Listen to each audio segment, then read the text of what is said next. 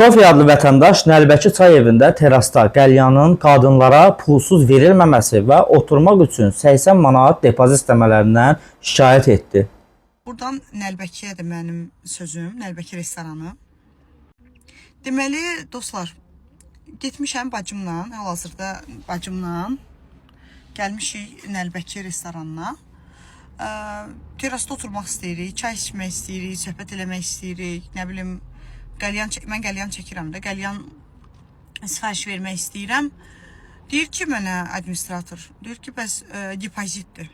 Deyirəm ki, kabinet istəmirəm. Deyir ki, nədir? Yox, bu teras şeydir. Neçədən başlayır? 80-dən başlayır. 80 manatdan başlayır. Deyirəm ki, qəlyan xanımlara ödənişsizdir axı bütün Nəlbəkilərdə. Deyir, hə, ancaq zallarda. Burada Nəlbəkinin rəhbərinə səslənirəm.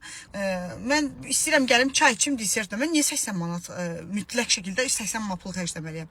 Mən istəyirəm ki, 40 manat 50 manat xərcləyim. Mən istəmirəm 80 manat xərcləyim. Yəni bu nə? 2 dənə xanımıq gəlmişik. Niyə mən 80 manata zorla nəsə yeməliyəm ki, 80 manat olsun? Niyə terasdır deyə qəlyan ödənişlə olmalıdır? Niyə? Maraqlıdır, qəlyan niyə kişilərə yox, qadınlara pulsuzdur? Ay Nəlbəki.